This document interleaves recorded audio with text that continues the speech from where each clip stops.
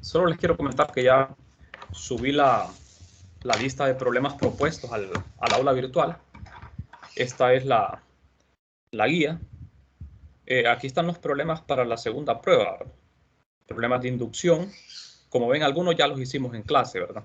Por ejemplo, este problema. Hay unos que todavía no los podemos resolver porque no hemos visto la ley de Ampère, ¿verdad? En la forma integral. Por ejemplo, este ejercicio. Algunos tienen que ver con el capítulo 15, ¿verdad? Vamos a ver. Ahí pueden revisar la guía, ustedes la pueden descargar del aula. Hay una variedad de problemas acá, ¿verdad? Y también hay unos problemas del libro de Bagnes, del capítulo 14. Entonces, estos serían los propuestos. Bueno, vamos a continuar. Vamos a ver un problema de la guía. Este problema, como lo acaban de ver, ahí está, aparece en la guía. Es sobre la inducción magnética. Es un sistema, una configuración en forma de U, como pueden ver.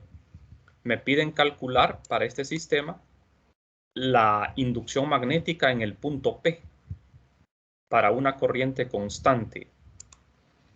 El punto P se encuentra en el interior, ¿verdad?, de este sistema.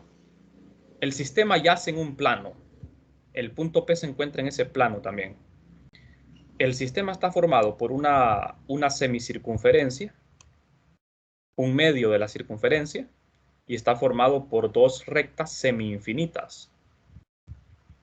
Y la corriente circula, como ven, en este sentido, en sentido horario.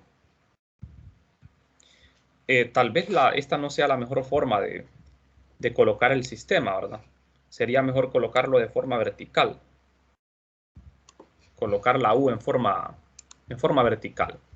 Bueno, entonces, nosotros lo que tenemos que hacer para encontrar la inducción en el punto P es superposición, ¿verdad? Así como lo hicimos ayer con el problema del cuadrado. Es superposición. Aquí tenemos tres segmentos. Un segmento recto, otro segmento recto y un segmento semicircular, una semicircunferencia. Entonces, yo ya sé cómo calcular el campo de una circunferencia y de una línea. Entonces, aquí no me va a costar mucho hacer el problema. Ahora, pero lo que sí tenemos que tener presente es que para los lados rectos, para los dos lados rectos, por ejemplo, si tomo este lado, la corriente va hacia arriba. Si lo estoy poniendo vertical, ¿verdad? Estoy poniendo este lado vertical, la corriente va hacia arriba. Entonces, el punto de campo, como pueden ver, yace aquí, en un extremo, en el extremo inferior de a un costado del extremo inferior de este lado. Aquí estaría el punto de campo P. Y para el otro segmento vertical, lo mismo, ¿verdad? El punto de campo quedaría al costado izquierdo del extremo inferior. Entonces, nosotros ya sabemos cómo es el campo de una línea infinita, ¿verdad? Pero el problema es que aquí estas rectas no son infinitas, son semi-infinitas. Comienzan aquí en este punto, ¿verdad? O sea que si yo quiero calcular el campo magnético en el punto P para cualquiera de estas líneas, tengo que resolver el problema con la ley de Biot-Savart. Tendría que localizar el punto de campo y un punto de corriente, un elemento de corriente, ¿verdad? Para poder calcular ese campo ahí. Solo es necesario hacerlo una vez. O sea que para este sistema, que está formado por tres partes, solo tengo que hacer dos partes, dos segmentos. Tengo que resolver el campo para una línea, cualquiera de las dos, y para la parte semicircular. Pero esto ya lo hicimos, ¿verdad? Yo ya sé cuál es el campo de una circunferencia completa. Entonces aquí, como tengo la mitad de una circunferencia, solo tengo que multiplicar por un medio el campo de una de una circunferencia. Ahora, lo que sí es necesario antes de hacer el problema aquí, jóvenes, es que ustedes que apliquen la regla a la mano derecha para saber en qué dirección va a ir la corriente en el punto P. Quiero decir, el campo magnético. Eso sí, sí es necesario que lo hagan porque un montón de estudiantes, cuando se ponen a hacer el problema, no saben, ¿verdad?, si el campo en P se va a cancelar o no. Entonces es bueno saber, ¿verdad?, si ese campo en P se va a anular o no. Porque si no, estaríamos haciendo un trabajo innecesario. Entonces, fíjense bien, la corriente en este cable, en el cable de la derecha, va hacia abajo. En el cable de la izquierda va hacia arriba. Y en la parte circular va en esta dirección, ¿verdad? Así. Entonces, si utilizamos la mano derecha, en el cable, en este cable de la derecha, el pulgar va hacia abajo. Los 4 dedos en el punto P estarían entrando a la pantalla. Todos pueden ver mi mano derecha, ¿verdad? El pulgar apunta hacia abajo porque estoy trabajando con el cable de la derecha. Entonces los 4 dedos en el punto P van hacia adentro. ¿Estamos? O sea que la inducción producida por el alambre derecho en el punto P va hacia adentro de la pantalla. ¿Será que lo cancela el alambre de la izquierda o no? Para el alambre de la izquierda, el pulgar va hacia arriba en la dirección de la corriente y los 4 dedos en el punto P, ¿hacia dónde van? Hacia adentro. Van hacia adentro. O sea que el campo no se cancela. El campo de los dos alambres rectos se suma en el punto P. Iría hacia adentro. O sea que ese campo va a ser positivo o negativo dependiendo de cómo yo ponga el sistema de coordenadas, ¿verdad? Recuerden que el sistema de coordenadas, eso es arbitrario. En este problema a ustedes no le están dando un sistema de coordenadas, solo le están dando la figura. O sea que usted puede colocar esta figura como usted quiera y puede colocar el sistema de referencia como usted quiera. O sea que si una persona me da un campo negativo y otra me da un campo positivo, está bien. Lo único que la magnitud tiene que ser la misma, ¿verdad? La magnitud tiene que ser la misma. Bueno, y con el caso de la parte circular, el pulgar va en la dirección de la corriente y los 4 dedos en P van entrando en el punto P. O sea que los 3 campos se suman. El de las 2 líneas va hacia adentro y el del semicírculo también va hacia adentro. O sea que voy a tener 3 campos hacia adentro. Los voy a sumar. Ningún campo se va a cancelar con el otro. ¿Estamos? Entonces, vamos a tener que resolver únicamente 2 integrales. Una para una línea y el otro para el semicírculo. No hay necesidad de trabajar las 2 líneas separados, porque como ya sabemos, la magnitud, vamos a ver si me estoy explicando acá. En el punto P, aquí en el punto P, el punto P es equidistante de las 2 líneas. La distancia de la línea izquierda al punto P es R, que es el radio del semicírculo. Y la distancia de esta otra línea al punto P también es R. Como la distancia al punto P es el mismo y la corriente de ambas líneas es la misma, la magnitud del campo va a ser el mismo y la dirección va a ser la misma. O sea que cuando yo calcule el campo de cualquiera de las 2 líneas, solo lo multiplico por 2. ¿Estamos, jóvenes? Ahora, si el punto P no estuviese justo a la mitad, ahí sí, ¿verdad? Si el punto P no estuviese justo a la mitad, ahí sí sería diferente. Por ejemplo, que el punto P estuviera aquí, ¿ve? En ese caso, los 2 campos irían hacia adentro siempre pero no serían iguales. Habría que hacerlos por separado. Pero como están justo a la mitad, entonces en magnitud y dirección van a ser iguales. De manera que solo se suman. ¿Estamos? No sé si les queda claro lo que vamos a hacer.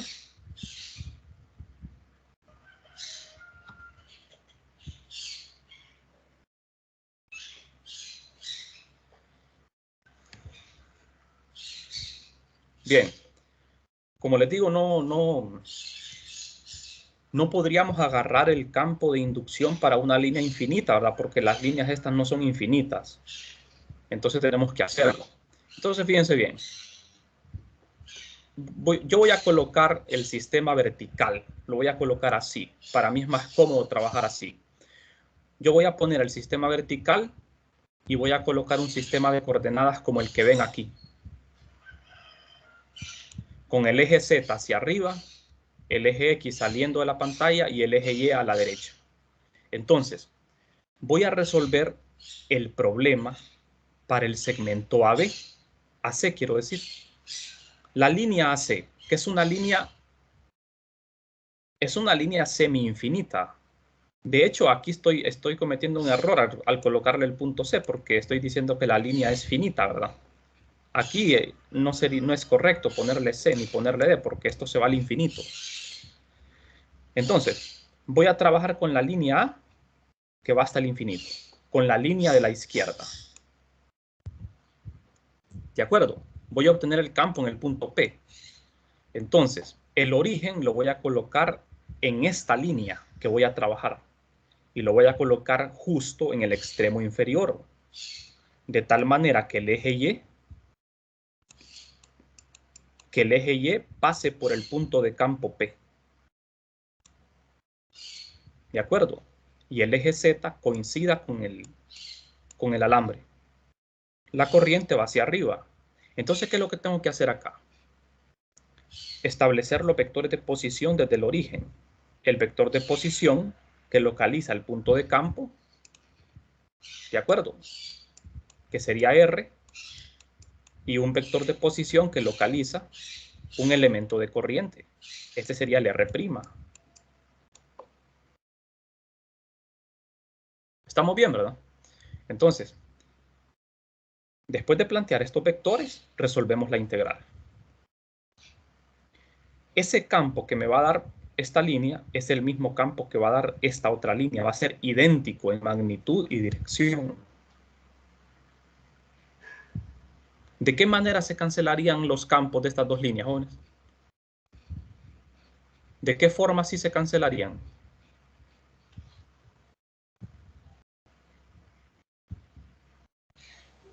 Que ambas vayan en la misma dirección. Sí, ¿verdad? Si las dos corrientes fueran paralelas, entonces ahí sí se cancelarían los campos. Ahí sí se cancelarían, pero en este caso no, ¿verdad? Porque van en dirección opuesta, entonces se suman. Bueno, entonces, vamos a ver. La inducción de una circunferencia en el centro, vamos a ver, para la semicircunferencia es fácil, ¿verdad? Ahí no tenemos que hacer integrales, porque ya sabemos cuál es el campo. Este es el campo de una circunferencia completa en el centro. Bueno, no en el centro, en un punto P sobre el eje Z. Pero aquí, en la figura, fíjense bien, el punto P se encuentra en el centro de la circunferencia. Aquí estamos cambiando el marco de referencia porque la circunferencia es como que estuviese de acuerdo al sistema que yo he puesto. Es como que la circunferencia se encuentra en el plano ZY. En el plano ZY. De manera que el eje X es el eje perpendicular a la circunferencia. Entonces, aquí habría que cambiar, ¿verdad? En vez de Z, poner X y hacer X igual a 0. Pero la verdad que eso no importa, porque miren, ustedes pueden tomar el campo de una circunferencia así como el que ustedes calcularon. ¿Qué hacen? Z igual a 0. Y este es el campo en el centro. Lo multiplican por un medio, porque solo estamos agarrando la mitad. Pero hay que cambiar este Z unitario por X unitario. ¿De acuerdo? Eso es todo. Aquí lo tenemos, miren. Tenemos la semicircunferencia con la corriente en esta dirección. El campo apunta hacia adentro de la pantalla, ¿verdad? En la dirección de X negativo. Entonces, aquí fíjense, ya sustituí Z unitario por X negativo. Miren, el signo menos. Menos X. Y lo multiplico por 1/2 porque es la mitad. El resultado es este. Simple, ¿verdad? Ya tenemos el campo de esa semicircunferencia en el punto P. Bastante fácil. ¿Estamos? Bueno, entonces, ¿qué pasa con los segmentos rectos? Vamos a trabajar el segmento del lado izquierdo.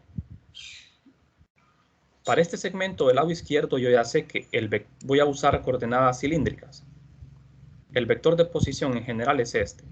El vector que localiza el punto de campo es R, que es el radio del círculo. El radio de ese círculo coincide con la distancia de la línea al punto de campo P. Entonces es R en la dirección de ρ. R' sería Z' en la dirección de Z, que es este vector. Bueno, y el vector de posición relativa a la resta. La magnitud me queda de esta forma. Aquí no hay ningún problema. Y el elemento de corriente, el I de ds va en la dirección de Z, positivo. Mi variable de integración va a ser Z'. Hasta aquí todo fácil, ¿verdad? Entonces, aquí tenemos la figura. El eje X está saliendo de la pantalla. Bueno, entonces, planteamos la integral, la ley de Biot-Savart. Hay que hacer el producto punto I de aquí I de ds, pero el I de ds hay que cambiarlo por J. Bueno, no hay que cambiar nada porque es una línea, olvidaba eso. No es un volumen, es una línea. Entonces no hay que cambiar nada aquí. Lo dejamos así, I de ds, para que aquí parece que fuera una J, ¿verdad? Es una S. Bueno, entonces, hacemos el producto cruz. I de ds cruz R sería Z cruz R, Z cruz ρ y Z cruz Z. Z cruz ρ es phi positivo y Z cruz Z es 0. Esto es lo que queda después de hacer el producto cruz.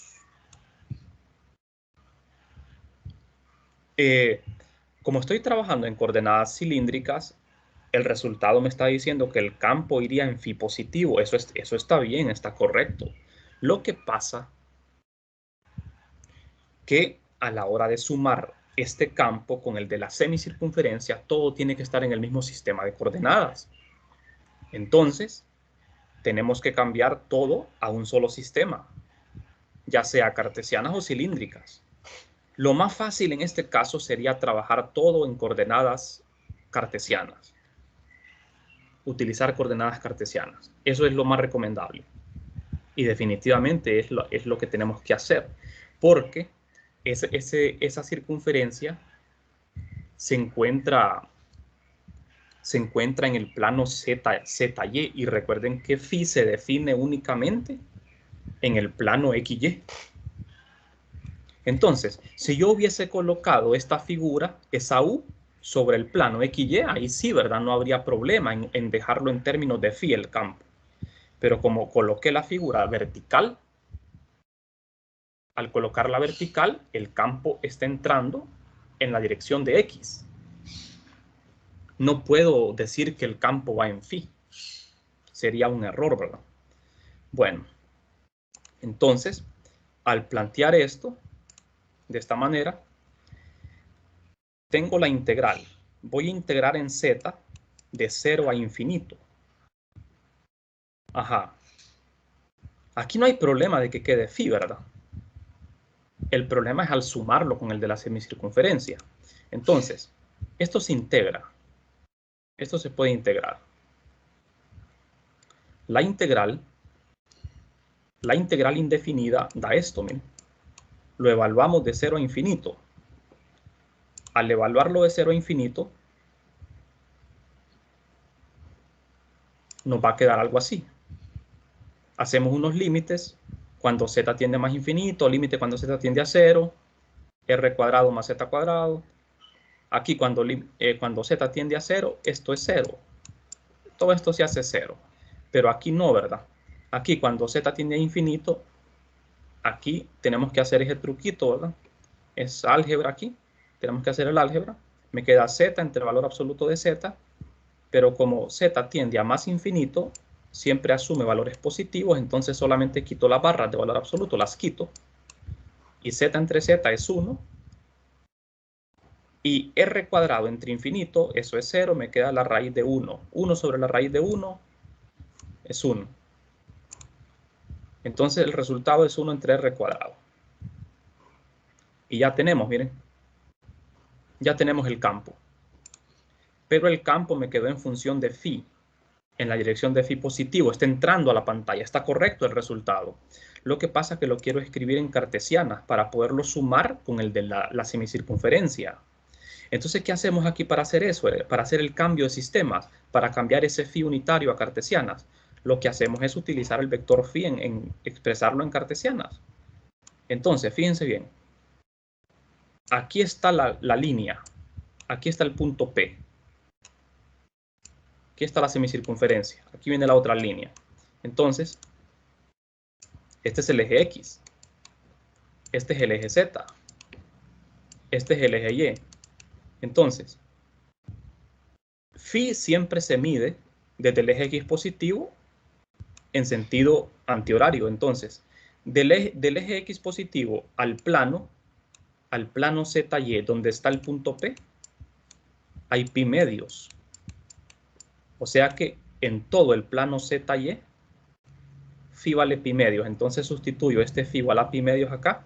Seno de pi medios es 1. Coseno de pi medios, 0. Entonces me queda que phi es igual a menos x. Y el resultado ya me queda en función de coordenadas cartesianas. Y quedó tal y como tenía que quedar, en la dirección de x negativo. ¿Por qué? Porque dijimos de que el campo en el punto P tiene que entrar a la pantalla en la dirección de menos x. ¿Estamos? Entonces, como ven, el campo magnético va en la dirección de menos x. Y ya lo hemos resuelto. Ahora, ¿qué hacemos? ¿Multiplicar esto por 2 o sumarlo con el otro segmento recto? Son 3 segmentos, ¿verdad? Los que tenemos. Entonces, fíjense bien. La segunda línea también va a producir un campo hacia adentro, en la misma dirección y con la misma magnitud. De manera que es idéntico a este. Es idéntico. No hay que hacerle ningún cambio. Solamente tenemos que sumarlos. ¿Estamos? Y sumamos por último el de la semicircunferencia. Miren, aquí tenemos la suma. ¿Ve? El campo total en ese punto P sería... Aquí tenemos el de la semicircunferencia y tenemos el de las dos varillas, que son idénticos. Todo está en X, miren. Todo se suma en X. Y todo está negativo porque está entrando el campo. Por eso es que teníamos que cambiar ese phi a X, ¿verdad? Entonces, al sumar todo esto, simplificamos y me queda esto. Aquí se factorizó mu sub 0 y entre 4r. Me queda 1 en menos 2 entre pi, en el paréntesis. Y ese es el resultado. Aquí ya no hay más que hacer. Entonces, como ven ustedes, se nota, ¿verdad? Es bastante obvio que el campo apunta en la dirección de menos x. Lo que está en este paréntesis, al restarse 1 menos 2 entre pi, esto es positivo, ¿verdad? Esta resta va a dar positiva porque pi es mayor que 2. De manera que este término va a ser menor que 1, entonces esto va a quedar positivo y el resultado me va a quedar negativo. O sea que va en la dirección de menos x, tiene que estar entrando a la pantalla. Por la forma en que nosotros colocamos la figura. Como les digo, este campo va en X por la forma en que yo coloqué la figura y el sistema de coordenadas, pero otra persona pudo haber colocado la figura de otra manera y el campo puede apuntar de forma diferente. ¿Qué es lo que tiene que ser igual en todos casos? La magnitud. La magnitud, que es esto, es lo que tiene que ser igual. Porque hay problemas donde a uno lo dejan, donde lo dejan arbitrario todo, ¿verdad? Porque ahí la figura, nos dan la figura, pero no nos dan el sistema de referencia. Entonces nosotros podemos colocar el sistema de referencia de cualquier forma. Entonces el campo puede cambiar de dirección. Por ejemplo, si otra persona lo hubiera hecho, puede hacer que el campo hubiese ido en Z o Y. Pero con tal que la magnitud sea la misma, no importa. Con tal que la magnitud sea la misma, la dirección ahí no importa. ¿Estamos?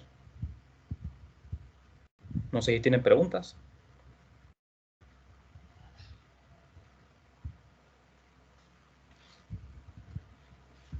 Vale.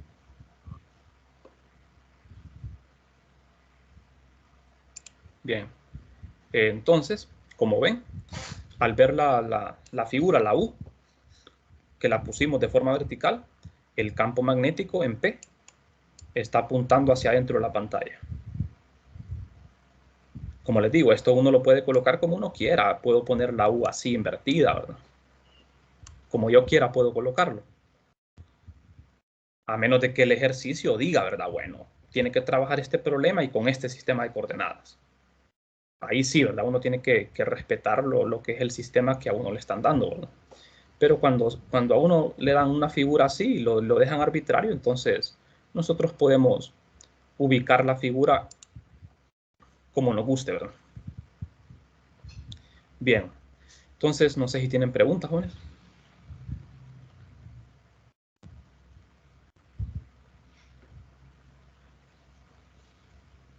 Bien, si no hay preguntas, entonces vamos a continuar. Vamos a pasar a otro tema. Estos problemas los pueden ver en la guía. En la guía hay problemas de varios tipos. Como ven, este es el problema que nosotros hicimos, ¿no? El de este sistema. Ahí pueden revisar ustedes otras configuraciones. Creo que este ejercicio también lo hicimos, ¿verdad? Bueno, entonces ahí pueden revisar la guía, ¿verdad? Para que empiecen a trabajar. Bueno, vamos a continuar entonces. Nuestro siguiente tema sería la forma integral de la ley de Ampère. O sea, es la ley de Ampère en forma integral. Este tema es el equivalente a la ley de Gauss en el magnetismo.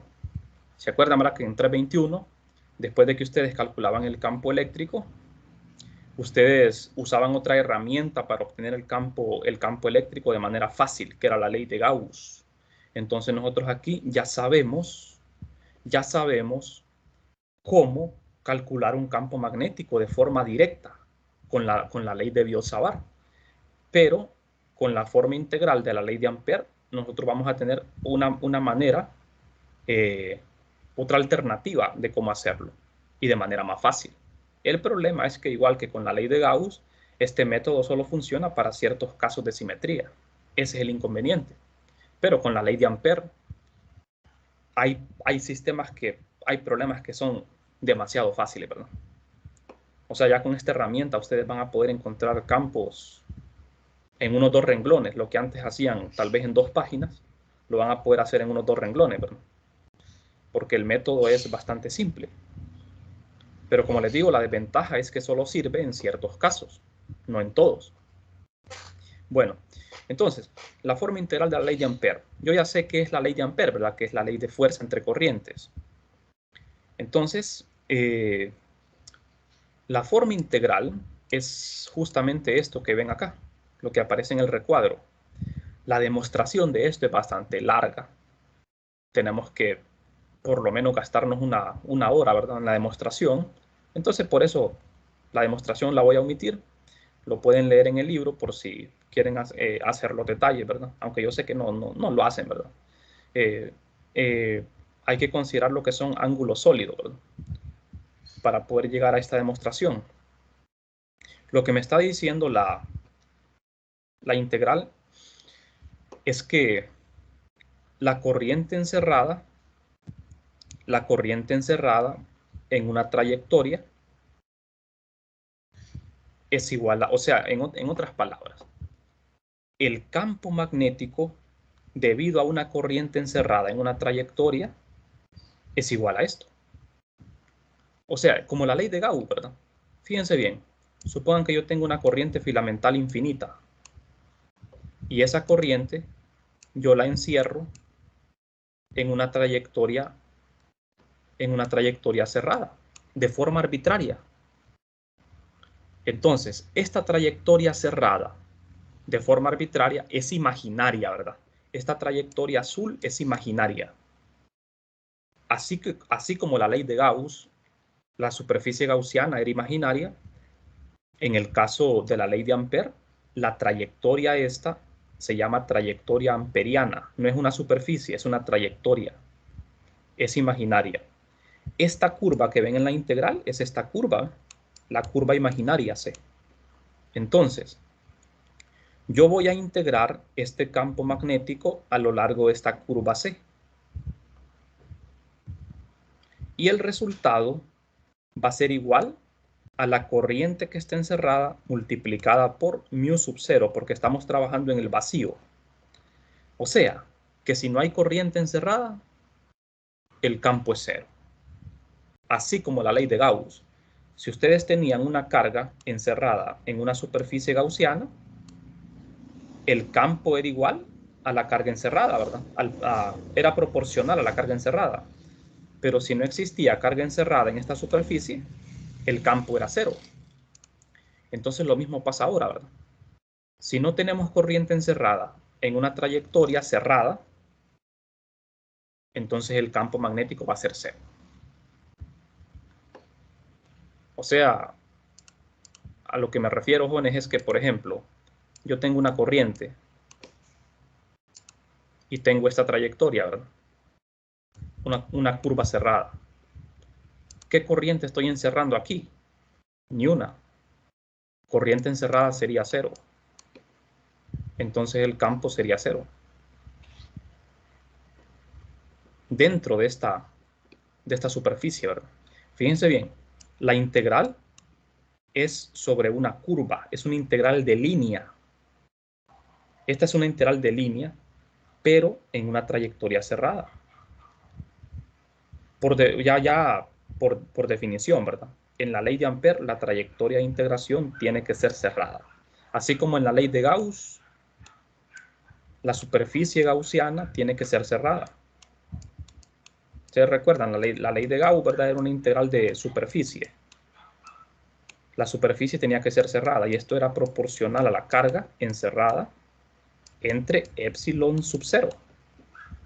Si no había carga encerrada, el campo era cero. Entonces ahora, si no hay corriente encerrada, el campo va a ser cero. Aunque la ley de Ampère es un poquito más compleja que la ley de Gauss, ¿verdad? Es un poco más compleja. Recuerden que el campo magnético tiene más complejidad que el campo eléctrico, ¿verdad? Bueno, entonces la integral se va a tomar con respecto a una trayectoria cerrada arbitraria C, y la corriente encerrada es la corriente total que pasa a través de la superficie encerrada por la curva C. Como ven en la definición dice trayectoria cerrada arbitraria. O sea que no tiene que tener una forma en específico. El requisito es que sea cerrada. Ahora, pero como pasaba con la ley de Gauss, ustedes se acuerdan, ¿verdad? Que cuando usábamos la ley de Gauss solo podíamos resolver 3 problemas. Para simetría esférica, cilíndrica y plana. Solo esos 3 problemas podíamos hacer con la ley de Gauss. Entonces con la ley de Ampère en forma integral vamos a tener restricciones también. Vamos a imponer restricciones a esta curva C. Las únicas superficies gaussianas que ustedes podían usar eran una esfera, un cilindro, solo eso, ¿verdad? Una esfera, un cilindro o un cubo. Esas eran las únicas superficies gaussianas. Entonces, en el caso de las trayectorias amperianas, a esto se le llama trayectoria amperiana. Vamos a tener restricciones. Bueno, entonces, la curva C le vamos a conocer como trayectoria amperiana. Si existe más de una corriente fuente, entonces lo que hacemos es una suma de corrientes. Se supone, ¿verdad?, que estas corrientes, esta sumatoria de corrientes son corrientes que están dentro de la trayectoria cerrada. Ajá. Bueno, entonces, veamos. Aquí tenemos una ilustración. Esta sería mi trayectoria amperiana. Fíjense la flechita sobre la trayectoria, es imaginaria. Esta trayectoria no es real, es una trayectoria imaginaria, pero la circulación es muy importante aquí, el sentido es importante porque en ese sentido voy a integrar, en esa dirección voy a integrar. Dentro de la trayectoria hay tres corrientes filamentales, la corriente I1, I2 y la corriente I3. Entonces en la corriente neta, la corriente total, ustedes sumarían las corrientes así como sumaban las cargas. La corriente 1 más la 2 más la 3. Como pueden ver, la corriente 1 y la 3 serían positivas y la corriente 2 sería negativa porque va en Z negativo. Eso es todo lo que se tiene que hacer, ¿verdad? Sumar corrientes. Bueno. Visto desde arriba, esto luciría así, ¿verdad? La corriente 1 y la 3 salen de la pantalla y la corriente 2 está entrando. Entonces, al sumar, para la corriente total, nos quedaría así. Bien. Esta trayectoria amperiana es arbitraria. No es simétrica. No es así las que vamos a utilizar nosotros, ¿verdad? Las trayectorias que nosotros vamos a utilizar van a ser simétricas, o sea que van a tener formas regulares. Por ejemplo, circunferencias, cuadrados, rectángulos. Este tipo de trayectorias amperianas son las que nosotros vamos a utilizar, que tengan una forma regular, una geometría conocida. Así como esta no me serviría, ¿verdad? Porque tiene una geometría irregular. ¿Estamos? Bueno, entonces vamos a hacer una analogía con el caso de la ley de Gauss. Porque como les digo, ¿verdad? Vendría a desempeñar el papel de la ley de Gauss. Entonces, en la ley de Gauss tenemos esto. Una integral de superficie cerrada. Y la ecuación me dice que el campo es proporcional a la carga encerrada. Entonces, usamos superficies gaussianas imaginarias. Solo importa la carga encerrada. La superficie debe ser cerrada, obligatoriamente. Solo podemos encontrar el campo eléctrico para simetrías esférica, cilíndrica y plana. O sea, solo si tenemos carga distribuida en una esfera, en una línea infinita o en un plano infinito, nosotros podíamos usar la ley de Gauss. No sé si lo recuerdan. Solo para estos tres sistemas, una esfera uniformemente cargada, una línea infinita y un plano infinito. Si la línea no es infinita y el plano no es infinito, no se puede usar la ley de Gauss.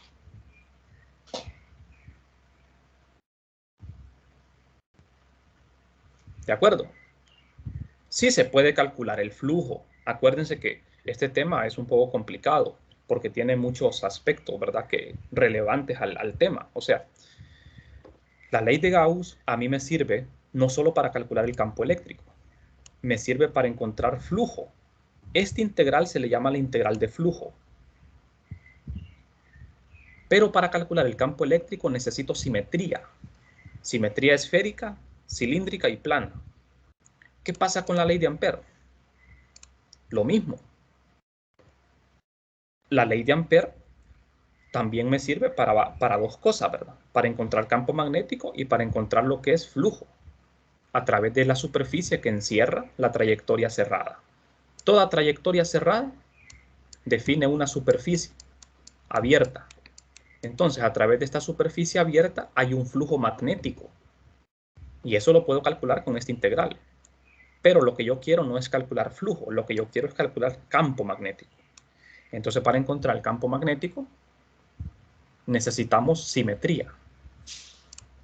Entonces, la ley de Ampère, nosotros la usamos, vamos a usar una trayectoria amperiana imaginaria.